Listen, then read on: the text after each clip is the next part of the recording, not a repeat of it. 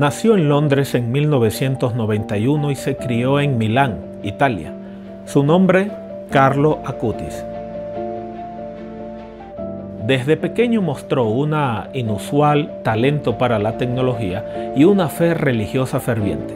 Le apasionaban las computadoras y a los 11 años creó un sitio web dedicado a documentar los milagros eucarísticos alrededor del mundo.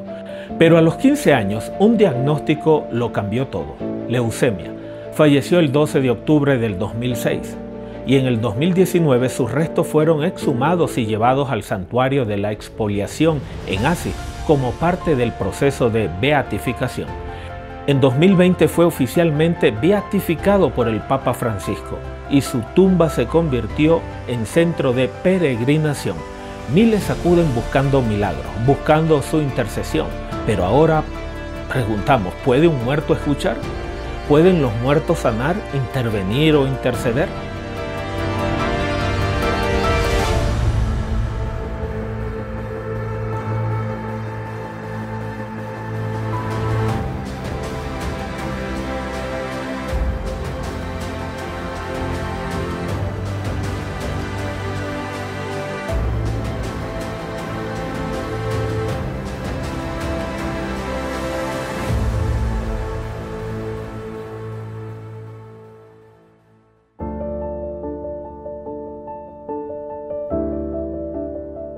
¿Puede un muerto escuchar? ¿Pueden los muertos sanar, intervenir o interceder? La Biblia es clara, porque los vivos saben que han de morir, pero los muertos nada saben. Eclesiastés 9:5. En la muerte no hay memoria de ti.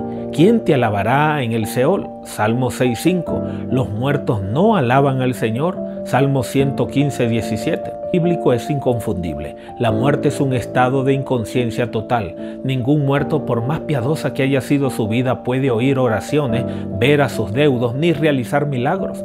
Dios y solo Dios posee la vida en sí mismo y el poder sobre la muerte. Muchos citan Mateo 10:28 para argumentar que hay un alma que sobrevive.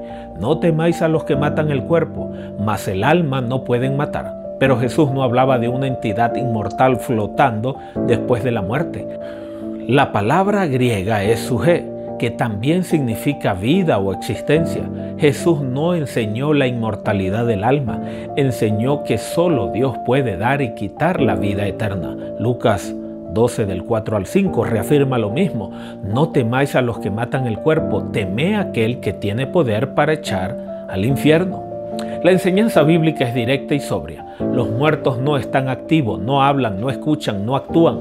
Si hoy alguien te dice que es un santo o un beato, escucha tus oraciones, recuerda que eso contradice a la palabra de Dios. Jesús fue directo: pero os enseñaré a quién debéis de temer. Temé a aquel que después de haber quitado la vida tiene poder de echar en el infierno. Si os digo, a este temed. Lucas 12:5. ¿A qué se refiere aquí? Muchos piensan que Jesús hablaba de un alma que vuela al morir y que puede ser enviada al cielo o al infierno inmediatamente.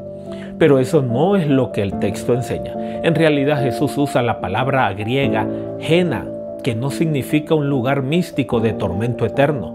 Gena era un valle real, el valle de Ginón, al sur de Jerusalén, donde se quemaban cadáveres, basuras y desechos. Y Jesús lo usa como símbolo del juicio final, el fuego que consumirá definitivamente a los impíos. Nada de esto implica conciencia después de la muerte. Lo que Jesús advirtió fue la aniquilación final, no tormento eterno ni alma flotante. La Biblia no habla de personas vivas en el cielo o en el infierno justo después de morir. Al contrario, el Antiguo y el Nuevo Testamento llaman al lugar de los muertos con palabras claras: Seol en hebreo y Hades en griego. Ambas palabras significan lo mismo: sepulcro, lugar de reposo de los muertos, no de tormento, no de conciencia, no de acción. Apocalipsis 22 dice: He aquí yo vengo pronto, y mi recompensa conmigo para recompensar a cada uno según sea su obra. La recompensa de los justos y el castigo de los impíos ocurrirá cuando Cristo regrese, no antes. Veamos ahora otro pasaje que suele confundirse. Yo soy el Dios de Abraham, de Isaac y de Jacob. Dios no es Dios de muertos, sino de vivos. Mateo 22:32. ¿Significa eso que Abraham estaba vivo ahora en el cielo? No. Veamos el contexto. Los saduceos no creían en la resurrección. Así que Jesús les responde con una verdad contundente. Dios es el Dios de Abraham, de Isaac y Jacob. No porque estén vivos ahora, sino porque vivirán otra vez. Para Dios, que es eterno, la resurrección futura es segura. Él no se presenta como fui el Dios de ellos, sino soy, porque su promesa es tan firme como si ya hubiese cumplido. Mateo 22:31. Respecto a la resurrección, Dios no es Dios de muertos, sino de vivos. Abraham, Isaac, Jacob están muertos, no en el cielo, no observándote, sino descansando, esperando la voz del que da vida. Jesús no dejó lugar a dudas. Él habló muchas veces sobre la resurrección de los muertos. En Juan 5:24 al 29 pronunció estas palabras. Viene la hora cuando todos los que están en los sepulcros oirán su voz, y los que hicieron lo bueno saldrán a resurrección de vida. ¿Desde dónde? Desde los sepulcros, no desde el cielo, no desde otro plano invisible. Ese es el fundamento de la esperanza cristiana. Los muertos no están vivos, sino que dormirán hasta la resurrección. El apóstol Pablo lo confirmó con claridad. Tampoco queremos, hermanos, que ignoréis acerca de los que duermen, porque los muertos en Cristo resucitarán primero. Primera de Tesalonicenses 4, del 13 al 16. Pablo no dice que los creyentes fallecidos están en gloria, sino que están dormidos esperando la voz del que vendrá. Pero, ¿qué hay de Hebreos 12:23? La congregación de los primogénitos que están inscritos en los cielos, y a los espíritus de los justos hechos perfectos. Algunos piensan que este versículo habla de seres humanos ya glorificados como espíritus sin cuerpo, viviendo en el cielo, pero eso no es lo que el texto realmente dice, si se analiza el contexto. Pablo está haciendo un contraste entre dos experiencias espirituales. El monte Sinaí, lugar de temor, oscuridad y truenos, donde la ley fue dada, Hebreos 12 del 18 al 21. El monte Sión simboliza de la ciudad celestial al que los creyentes han sido invitados por la fe en Jesús, Hebreos 12 del 22 al 24. No se trata de ubicaciones geográficas, sino de realidades espirituales, el antiguo pacto y el nuevo pacto. Los espíritus de los justos hechos perfectos son los creyentes vivos que han sido perfeccionados por la fe en Cristo y cuya ciudadanía ya está inscrita en los cielos. No son almas desencarnadas, son personas reales, miembros de la comunidad de fe bajo el nuevo pacto. Por eso el mismo capítulo concluye con una advertencia directa.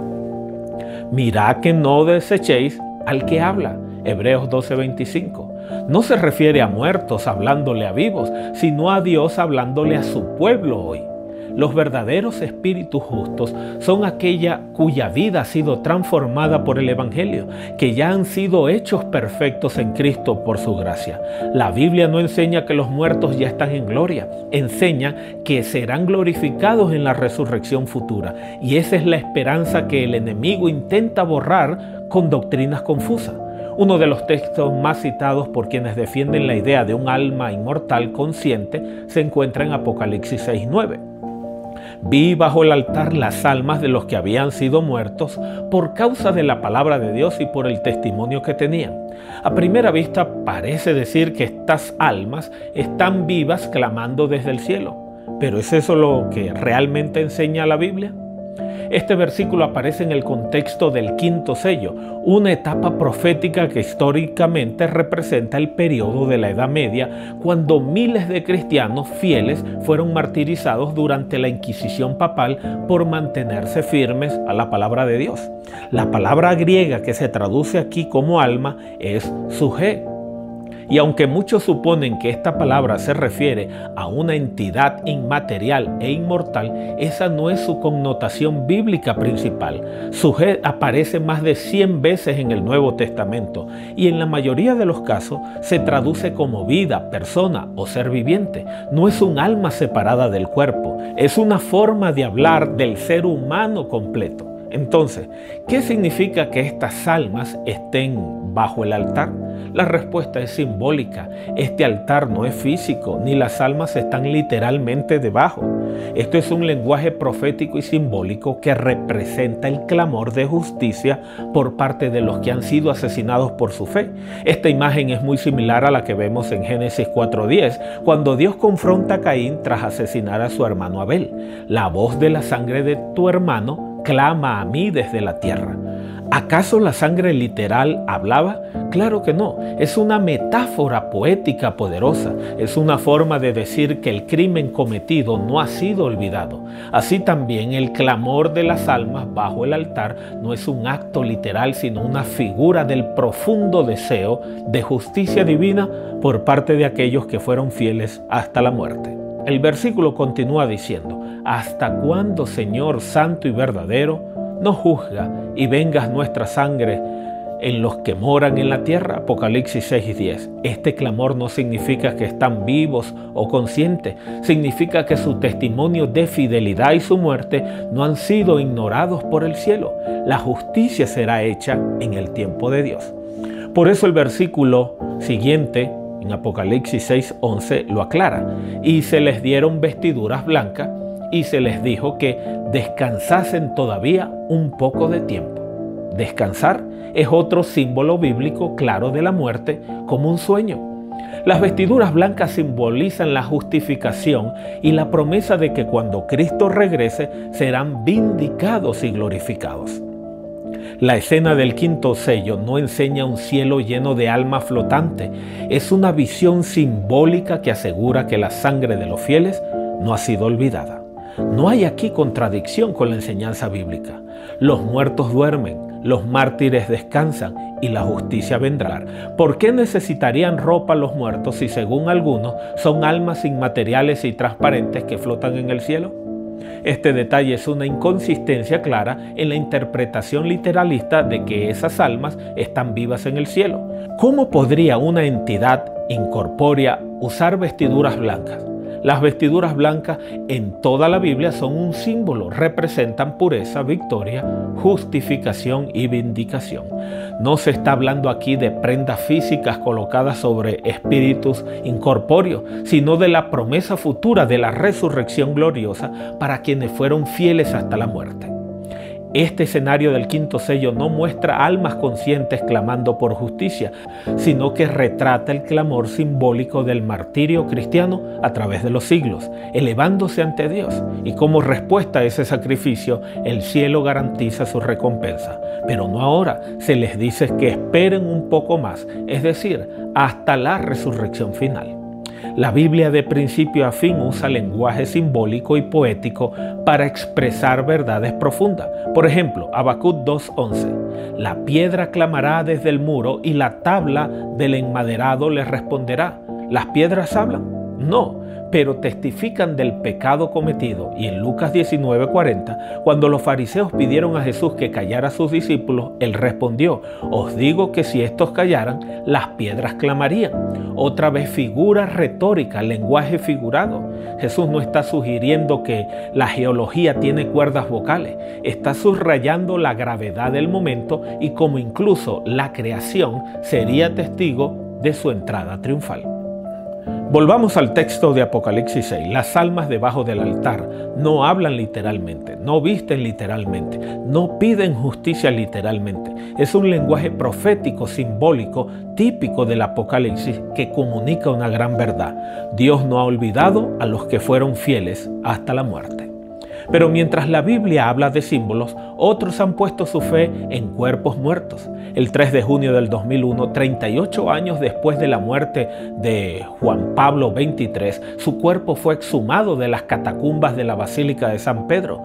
Cuando los fieles vieron que el cadáver parecía incorrupto, miles comenzaron a proclamar: ¡milagro, milagro, santo! Pronto la tumba del pontífice se convirtió en un lugar de peregrinación donde muchos acudían a orar, pedir intercesión e incluso milagros. Pero incluso el Vaticano tuvo que aclarar los hechos. El cardenal Virgilio Noé, vicario general de la Ciudad del Vaticano, convocó una conferencia de prensa y explicó que la conservación del cuerpo no fue milagrosa. Dijo que el estado del cadáver se debía a una combinación de factores naturales y técnicas modernas de embalsamiento. ¿Por qué es importante esto? Porque muchas personas hoy depositan su fe en cadáveres, reliquias, tumbas o figuras humanas muertas. Pero la palabra de Dios nos dice claramente: los muertos nada saben. En la muerte no hay memoria de ti, en el sepulcro ¿quién te alabará? No volverá más a su casa. Confiar en los muertos para obtener milagros, sanación o guía espiritual no solo es un error gravísimo, sino un engaño espiritual. Y es precisamente lo que el enemigo quiere: desviar la fe de Dios hacia los muertos.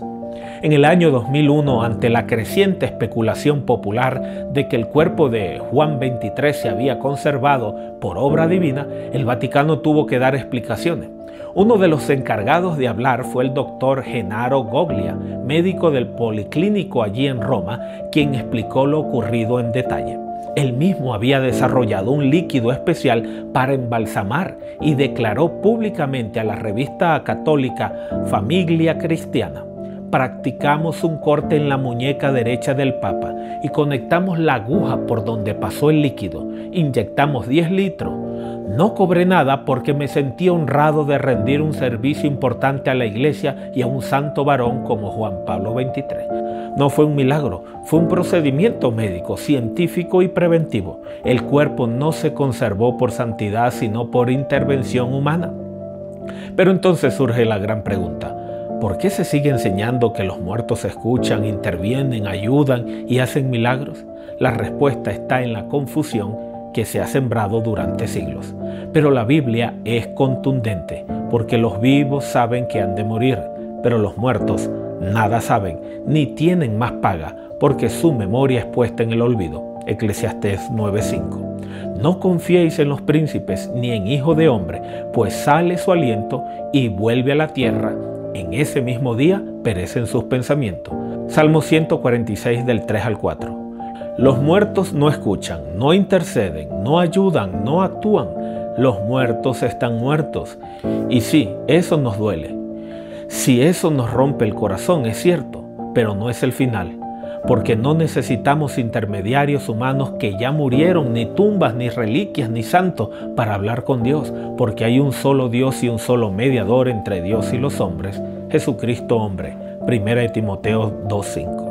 Si hoy sientes dolor por la pérdida de alguien, si te aferras a la idea de que te observa desde el cielo, si te enseñaron que puedes hablarle o pedirle un milagro, es hora de dejar esas ideas atrás, no para olvidar a quien partió, sino para poner tu fe donde sí hay vida, en Dios, en Jesús, en la resurrección prometida. Yo soy la resurrección y la vida. El que cree en mí, aunque esté muerto, vivirá. Juan 11:25.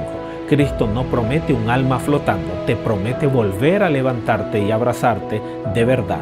Ese es el milagro real. Esa es la esperanza eterna.